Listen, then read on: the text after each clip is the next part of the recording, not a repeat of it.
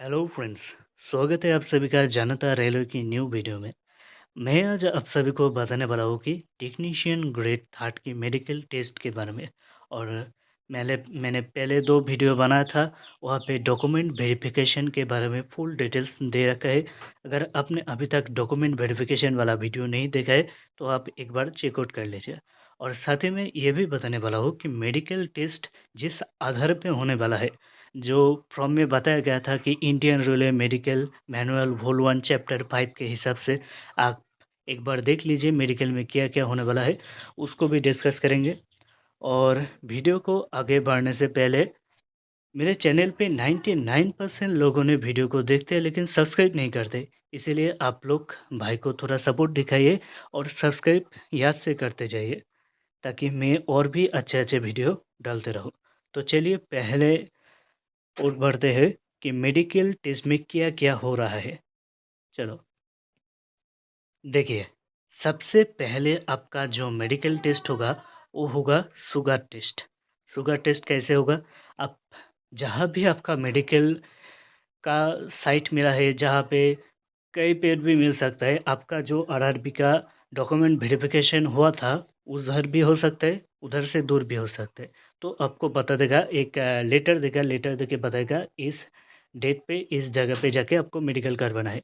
उधर जाने के बाद पहले आपका होगा शुगर टेस्ट। शुगर टेस्ट दो तरह का होगा, एक खाने से पहले और एक खाने के 2 घंटे बाद। ठीक है, तो आप मेडिकल में खाली पेट ही जाना, क्योंकि उधर शुगर टेस्ट करने के बाद भी आपका यूएसजी टेस्ट होगा, अल्ट्रासोनोग्राफी। ठीक है, तो उधर पेट को खाली रखना बहुत ज़रूरी है।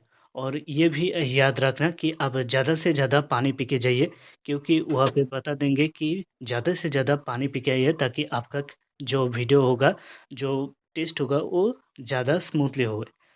और फिर ये दो टेस्ट होने के बाद होगा आपका एलएफटी, लिवर फंक्शन टेस्ट। ठीक है, इसमें उतनी दिक्कत की बात नहीं है, बस शुगर टेस्ट और एलएफटी टेस्ट ही ज़्यादातर जगह पे हो रहा है। तो दूसरा कौन सा टेस्ट हो रहा है? आपका दूसरा जो टेस्ट होगा वो होगा ब्लड प्रेशर टेस्ट। ठीक है, ब्लड प्रेशर टेस्ट, बीपी। आप ज़्यादा टेंशन लोगे, ज़्यादा प्रेशर लोगे तो आपका बीपी हाई हो जाएगा, इसलिए आप थोड़ा संभल के रहिए। और इतना टेंशन लेने की कोई बात नहीं है। ठीक है, बीपी ये दिक्कत तो देता है, लेकिन आप अपना मन को शांत रखिए और बीपी में जाइए। बीपी में जाने के बाद आपका चेक होगा, अगर थोड़ा कम ज़्यादा आता है तो फिर दोबारा चेक होगा, इसमें घबराने की कोई बात नहीं है। फिर जो टेस्ट होने वाला है वो होगा यूएसजी। मैंने जो बताया था यूएसजी, इसी के बाद ही यूएसजी टेस्ट हो जाएगा। इसलिए आपको ज़रूरी है कि आप खाली पेट यूएसजी करवाने जाइए ताकि आपका अच्छे से इस यूएसजी टेस्ट हो जाए। और ईसीजी बता रहा था, इसी साथ और एक टेस्ट भी होगा जो होगा ईसीजी, इलेक्ट्रोकार्डियोग्राफ, ई कार्डियोग्राफ जो भी कहते हैं। तो उसमें थोड़ा बहुत दिक्कत हो सकता है, इसीलिए जिसका भी मेडिकल अभी भी 10, 15, 20 दिन बाद है, वो सुबह सुबह मार्ट में जाके जॉगिंग एक्सरसाइज करे। कम से कम 1 घंटा का एक्सरसाइज करे ताकि आपका जो ईसीजी का रिपोर्ट है वो नॉर्मल आए। और फिर टेस्ट होने वाला है एक्सरे। आपका एक्सरे करेगा। एक्सरे में बेसिकली यही चेक होता है कि आपका हार्ट में कोई छेद तो नहीं है, आपका हाड़ कहीं टूटा तो नहीं है, ऐसे ही चेक होता है। एक्सरे में उतना कुछ खास वह से रीमेडिकल या बाहर नहीं निकलता है। फिर आता है पाइल्स टेल्स। पाइल्स टेल्स आपको अंदर घर में ले जाएंगे, वहाँ पे कपड़े उतार के आपको टच नहीं करेंगे, दूर से लाइट मार के आप लोग को देख लेंगे। अगर पाइल्स है, अगर अभी भी पाइल्स है तो आप अभी से सर्जरी करके ले जाइए, क्योंकि वहाँ पे आपको फिर रीमेडिकल दे देगा, बताएगा कि आप सर्जरी करके फिर आइए। पाइल्स, हाइड्रोसेल, हाइड्रोसेल टेस्ट भी वहाँ पे होगा। आप यहाँ पे देख सकते हो, ये जो पोर्शन है, ये पोर्शन है नॉर्मल। ठीक है, ये नॉर्मल है, ये तो है, ये हाइड्रोसेल है। तो आपको आप खुद घर पे भी चेक करके देख सकते हैं एक बार आपका क्या स्थिति है। फिर आप मेडिकल में जाइए। दूसरा जो टेस्ट होने वाला है वो है ईआर टेस्ट। ये जो यह टेस्ट है, यहाँ पे काफ़ी सारे दोस्तों ने ये बताया कि 2-3 मीटर दूर आपको खड़ा कर देगा, उल्टा करके खड़ा करेगा और पीछे से कुछ नंबर धीरे धीरे बोलेगा। उसी नंबर को उस सर या मैडम के साथ साथ आपको रिपीट करना है। बस एक हाथ पे कान देके दूसरे हाथ पे सुनाई देगा, ऐसे 2 कान में करने के बाद यह टेस्ट हो जाएगा। इसमें उतना बड़ी कोई बात नहीं है, लेकिन आपका कान में कोई सर्जरी है या फिर कोई मास्टोइड कैविटी है, तो उसके बारे में मैं सामने बताने वाला हूँ। फिर आपका टेस्ट होगा आई टेस्ट। आई का 6/6, 6/9, 6/12, 6/18 ऐसा आई टेस्ट होगा। तो पहले जो आपको यहाँ पे देख रहा है ये शायद 6/18 है। ठीक है, 6/18 है। क्या क्या है? ONVSR। फिर आपका आता है 6/9। ये है 6/9 और ये है 6/6। सिक्स बाई नहीं नहीं, ये 6/12 था, ये 6/9 और ये जो नीचे है आखिर में ये है 6/6। ठीक है, आप एक बार डॉक्टर के पास जाइए और इससे एक बार अच्छे से चेक कर लीजिए आपका आँख किस लेवल पे है, 6/6 या 6/9। टेक्नीशियन ग्रेड थर्ड में ज़्यादातर पोस्ट जो है B1 और C1 कैटेगरी है। सिर्फ पॉइंट्स मन को छोड़ के बाकी सब कैटेगरी में आप आसानी से यह टेस्ट में पास हो जाओगे। फिर आता है आपका colour vision test. Colour vision test में जिसका कलर ब्लाइंड है जो लोग, उसका थोड़ा बहुत दिक्कत होगा। ये जो चार्ट मैंने दे रखा है, आप कमेंट में बताइए क्या क्या है। पहला जो है वो है 12, दूसरा जो है 8, फिर 6, फिर 29, फिर 57, फिर जो 5 नंबर है वो 5 है, फिर 3, 15, 74, 5, 6, 57, 5, 42, 45। मैं जो जो नंबर बताया, अगर आप वीडियो को देख रहे हो तो आप भी एक बार मिला लेना कि कोई गलती या आपको दिख नहीं रहा, तो आप एक बार डॉक्टर से कंसल्ट कर सकते हैं। तो चलिए, मैं पहले जो बताया था कि medical standard Indian railway medical manual whole 1 chapter 5 के बारे में जो मैं बताने वाला हूँ वो यहाँ पे है। जो आपका CN 2/2024 टेक्नीशियन ग्रेड 1 और 3 का ऑफिशियल नोटिस था, उस नोटिस में आप अगर पेज नंबर 4 पे जाओगे तो आपको ये देख जाएगा कि standard of medical fitness candidate call for DB will have to pass required medical fitness test conduct by the railway administration to ensure। जहाँ भी है, मैंने पहले आपको बता दिया था कि ज़्यादातर पोस्ट जो है B1, B2 और C1 है। ठीक है, यहाँ पे आप देख सकते हो E3 कैटेगरी में 6/9 विजन चाहिए, कलर विजन चाहिए, नियर विजन 0.6 विथ और विदाउट ग्लास चाहिए, colour vision, binocular vision, night vision and myoscopic vision. यहाँ पे तो ठीक है, लेकिन बात आता है यहाँ पे। देखिए, बी नंबर जो ऑप्शन है यहाँ पे बताया गया है, candidate who have undergone LASIK surgery और any other surgical procedure to correct refractory error are not eligible for post that require medical standard A3। इसका मतलब ये बताया गया है कि जो भी कैंडिडेट A3 मेडिकल स्टैंडर्ड में क्वालिफाई करेगा, अगर उसको किसी भी तरह की सर्जरी है विथ लासिक सर्जरी, तो वो कैंडिडेट अनफिट कहलाएगा, उसका दूसरा कोई ऑल्टरनेटिव पोस्ट नहीं दिया जाएगा। तो chapter 5 Indian railway medical manual volume 1 ये क्या है और इधर क्या क्या बताया गया है, चलिए उसके बारे में एक बार देख लेते हैं। आप देख सकते हैं यहाँ पे है Indian railway medical manual volume 1 और चैप्टर 5। यहाँ पे क्या क्या बताया गया है आप विस्तारित से जानिए। देखिए, पहला जो ऑप्शन है ये इधर बताया गया कि जो कैंडिडेट होगा वो फिजिकली फिट होना चाहिए, उसका किसी भी तरह की कोई डिजीज़ या लेग हैंड्स नहीं है, ऐसा नहीं चलेगा। तो उस बारे में उस लड़के और लड़की को अनफिट कहला जाएगा। फिर नीचे चल के देखते हैं, medical examination of candidate for appointment to gazetted railway service includes general physical examination and vision test. 2 तरह की टेस्ट रेलवे कंडक्ट करवाएगा। एक है जनरल फिजिकल एग्जामिनेशन और एक है विजन टेस्ट। विजन टेस्ट के बारे में आपको पहले ही बता चुका हूँ, तो अब मैं बताने वाला हूँ जनरल फिजिकल एग्जामिनेशन क्या क्या होने वाला है इसके बारे में। चलिए, पास हो 2 जनरल फिजिकल एग्जामिनेशन। क्या बताया गया है इधर? To be passed as fit for appointment, a candidate must be in good mental and bodily health and free from any physical defect likely interfere with the efficient performance of this duties of appointment। तो मोटा मोटी ये बताया गया है कि आपको जो है इधर आपको मेडिकली हर तरह से फिट होना पड़ेगा। अगर अनफिट हो तो किसी भी तरह आपको रीमेडिकल दिया जाएगा या कुछ और कर सकता है और कैंसिल भी कर सकता है।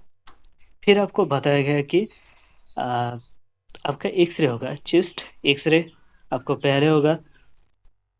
फिर तीसरे में बताया गया कि हाइट, वेट, मेल फीमेल, ये सब आरपीएफ के लिए। आप 3 4 5 ये नहीं चाहिए, आप सीधा चलेंगे 6 नंबर पे। 6 नंबर की ए पॉइंट पे क्या बताया गया है? That the candidates hearing in each ear is good and that there is no sign of disease of the ear. In case it is defective, the candidate should be got examined by ENT specialist provided that the defect in hearing is remediable by operation or by use of hearing aid. A candidate cannot be declared unfit on that account provided he was no progressive disease in their ear। तो यहाँ पे बताया क्या गया है? यहाँ पे यही बताया गया है कि अगर आपकी 2 कान अच्छे से नहीं चल रहे, जिसका चल रहा है उसका तो कोई बात नहीं, अच्छे से नहीं चल रहे, 1 कान अच्छा है या 2 ही कान की हालत बहुत ख़राब है, 2 ही कान में आप कम कम सुनाई दे रहा है, आपका कान में किसी भी तरह की डिसीज़ है, तो आप तुरंत ईएनटी डिपार्टमेंट जाइए और फिर डॉक्टर को दिखाइए। सर्जरी की ज़रूरत पड़े तो आप सर्जरी कर सकते हैं, लेकिन सर्जरी करने पर भी एक दिक्कत है, क्योंकि आपको पहले ही नोटिफिकेशन में बताया गया था कि लार्सिक सर्जरी और एनी अदर सर्जरी आपका है तो आप A3 पोस्ट के लिए एलिजिबल नहीं है। तो इस बारे में भी थोड़ा ध्यान रखना। और फिर क्या बताया गया है कि कैंडिडेट अगर हियरिंग एड यूज़ करते हैं या फिर ऑपरेशन करते हैं तो उस कैंडिडेट को अनफिट नहीं कहलाया जाएगा। ठीक है, तो ये थोड़ा मेरे को कन्फ्यूजन लगा, क्योंकि नोटिफिकेशन में एक बात बताया गया है और इधर और एक बात बता रहा है। फिर नीचे चलते,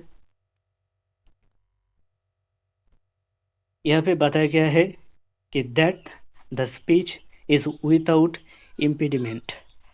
वहाँ पे आपको पढ़ने के लिए एक पेज देगा, उसको बिना रुके आपको धीरे धीरे हो, आपका इंग्लिश बोलने का स्पीड जैसे भी हो, आप उस हिसाब से रीडिंग पढ़ के पूरा पेज को सुना देगा, या पूरा पेज पढ़ना पड़े या 2-3 लाइन पढ़ने के बाद वो रुक बता दे कि और पढ़ने की ज़रूरत नहीं है, तो आप उस हिसाब से आगे बढ़िए। फिर सी नंबर पे बताया गया है टीथ, उसका दांत अच्छा होना चाहिए। और फिर मैं नीचे चलता हूँ, चेस्ट के बारे में बताया गया है और लंग, फुसफुस के बारे में बताया गया है। उसका कोई एबडोमिनल डिजीज़ नहीं होना चाहिए, उसका हर्निया नहीं होना चाहिए, कोई हाइड्रोसेल या पाइल्स ऐसा कुछ नहीं होना चाहिए, अगर है तो रीमेडिकल के लिए भेज देगा। उसका दोनों हाथ पैर अच्छा होना चाहिए, ठीक है, ताकि वो काम कर सके, क्योंकि वो पैसे देके आपको नौकरी में रखेगा, अगर का आप काम ही नहीं कर पाओगे तो उस रेलवे का लॉस हो जाएगा। तो ये सब बता दिया है। मेन जो मैं बताने वाला हूँ वो थोड़ा नीचे चलना पड़ेगा। देखिए, 7 नंबर में क्या बताया गया है? मार्क और टोटल डीपनेस इन 1 year, other year being normal. उस हिसाब से अगर आपका एक कान फुल डीपनेस है या कुछ आप सुन सकते हो और दूसरा कान अच्छा है, तो क्या आप फिट हो या नहीं हो, इसके बारे में बताया गया है। For fit for non technical job if the deafness is up to 30 decibel in higher frequency. आपका जिस भी कान में डेसिबल है, आपको डीपनेस ज़्यादा है, उस कान का डीपनेस आपका 30 डेसिबल से ज़्यादा नहीं होना चाहिए। अगर है तो आप नॉन टेक्निकल जॉब के लिए फिट हो, टेक्निकल जॉब के लिए आप फिट नहीं हो। फिर नीचे चल के देखते हैं, बताइए कि perceptive deepness in both ear in which some improvement is possible by hearing aid। आपका दो ही कान में प्रॉब्लम है, लेकिन हियरिंग एड यूज़ करने के बाद थोड़ा बहुत इम्प्रूव हो सकते हैं। उस बारे में क्या बताया गया है, fit for respect of both technical and non technical job if deafness is up to 30 decibels in speech frequency 1000 to 4000। इसका मतलब है, अगर आप दो ही कान में सुनाई दे रहा है थोड़ा कम कम, और आप हियरिंग एड यूज़ करके अच्छे से सुन सकते हो 30 डेसिबल से कम और 1000 से 4000 स्पीच फ्रिक्वेंसी के अंदर, तो आप टेक्निकल और नॉन टेक्निकल दोनों ही पोस्ट के लिए एलिजिबल हो। और फिर बताइए कि perfection of tympanic membrane of central और marginal type, one ear normal, other ear perfection of tympanic membrane present, temporary unfit, under improvement condition of ear surgery, a candidate with a marginal or their perforation in both ear should be given chance by declaring him temporary unfit, then he may be considered under item 4 and 2 below। यहाँ पे ये बताया गया है कि अगर आपके कान में छेद है तो आपको अनफिट, टेम्परेरी अनफिट कर दिया जाएगा। इसका मतलब आपको री मेडिकल दिया जाएगा और आपको बताया जाएगा कि आप सर्जरी करके ही जाइए, ठीक है। फिर 4 नंबर पॉइंट पे देखते हैं। 4 नंबर पॉइंट पे क्या बताया गया है कि ईयर विथ मास्टोइड कैविटी सब normal hearing on one both side. अगर आपकी दोनों ही कान में छेद है तो आप क्या कर सकते हैं, either ear normal hearing, other ear mastoid cavity fit for both technical and non technical job। बताया गया है कि अगर आपकी एक कान नॉर्मल हियरिंग है और दूसरी कान में मास्टोइड कैविटी है तो आप टेक्निकल और नॉन टेक्निकल दोनों ही पोस्ट के लिए एलिजिबल हो। फिर वही बताया गया कि 30 डेसिबल से ज़्यादा डिफनेस नहीं होना चाहिए। तो वीडियो यही तक था मेरे दोस्त, और भी बहुत सारे हैं नीचे, लेकिन वो कभी दूसरे वीडियो में बताएंगे। ये वीडियो बहुत ज़्यादा बड़ा हो गया, और मैं लास्ट में यही बताऊंगा कि यहाँ तक अगर आप लोग वीडियो को देख रहे हो तो यहाँ से वीडियो को लाइक करो, और जो भी आपका कन्फ्यूजन है आप उसको कमेंट में बताइए, और वीडियो को सब्सक्राइब ज़रूर कीजिए। तो चलिए मिलते हैं अगले वीडियो में, तब तक के लिए सुस्त रहिए, सबल रहिए।